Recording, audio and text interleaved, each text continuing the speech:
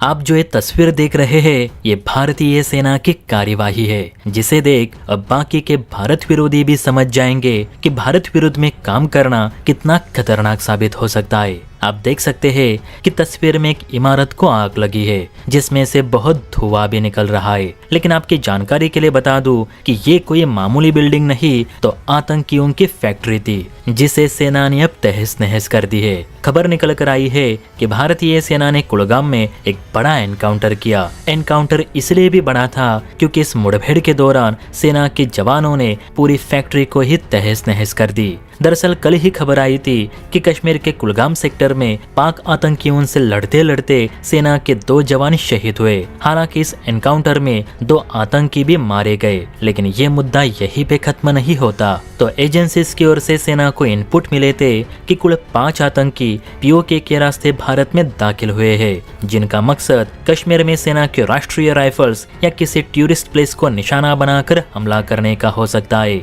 अब इसी सूचना के आधार पर सेना ने कुलगाम के जंगलों में सर्च अभियान शुरू किया, जहां पे मुठभेड़ हुई और हमारे 2 जवान शहीद हुए। अब इन 5 में से 2 जिहादियों को सेना ने तो मार गिराए, लेकिन बाकी बचे 3 जिहादी शहर की ओर भाग गए और किसी के पनाह में छिप गए। जब भी कोई आतंकी जंगल या शहर में जाकर छिप जाते हैं, तब सेना के लिए बड़ी मुसीबत खड़ी हो जाती है, क्योंकि सेना सिविलियंस पे गोली नहीं चला सकती और जंगल के सारे रास्ते तो जवानों को भी पता नहीं रहते। और कश्मीर के लोग भी ऐसे हैं कि इन पाक जिहादियों को छिपाएंगे, लेकिन सेना को जानकारी नहीं देंगे। इसी वजह से सेना के हाथों बहुत से पाकी बचकर भाग जाते। हालांकि इस बार इन जिहादियों की किस्मत इतनी भी अच्छी नहीं थी, क्योंकि जब ये फैक्ट्री में घुस रहे थे तो वहां लगी सीसीटीवी कैमरा में एक कैप्चर हुए। इसी सीसीटीवी फुटेज की मदद से सेना ने इनके छिपने का पता लगाया। जब सेना इस फैक्ट्री के बाहर आकर तैनात हुई तो सेना ने इन जिहादियों को हथियार डालकर सरेंडर करने को कहा, लेकिन उन्होंने सरेंडर नहीं किया,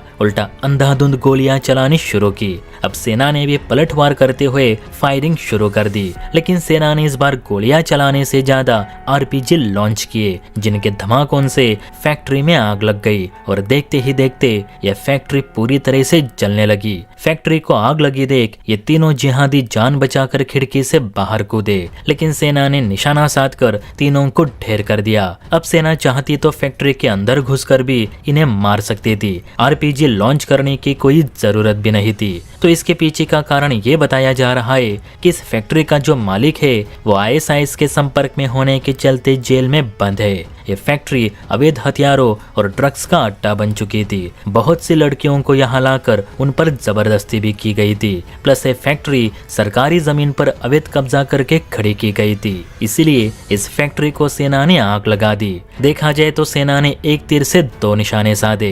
एक तो उन पाकियों को भी ढेर कर दिया, और जिस फैक्ट्री की वजह से कश्मीर में अवैध गतिविधियां बढ़ रही थी, पाक आतंकियों की छिपने की जगह बन गई थी, उसे भी सेना ने नष्ट कर दी। ये पूरी घटना कुलगाम सेक्टर में हुई। इस कार्यवाही से सेना ने गद्दारों को सख्त संदेश दिया है कि अगर देशद्रोह वाला काम करोगे तो इसी तरह सजा दी जाएगी। भले आप देशवासी हो, लेकिन आपकी वजह से सेना के जवान मारे जा रहे तो आपको माफ नहीं किया जाएगा। वैसे भी गृह मंत्रालय से सेना को आदेश है कि जो भी व्यक्ति संशयास्पद लगे या अपने घरों में पाक आतंकियों को पनाह दे रहा हो, उस पर या उसके मकान पर कोई भी रहम ना दिखाया जाए, क्योंकि इन्हीं लोगों की वजह से पहलगाम और पुलवामा जैसे हमले होते हैं, और यही लोग इन पाक आतंकियों को सुरक्षित पाकिस्तान भागने में मदद भी करते हैं। यही कारण है कि आजकल भारतीय सेना इन आतंकियों को भी मार रही है और कश्मीर में मौजूद पाक प्रेमियों पर भी जोरदार कार्यवाही की जा रही है। हो सकता है कि इस फैक्ट्री को तबाह करने के बाद कुछ अलगाववादी पार्टियां बवाल खड़ा करे, सेना को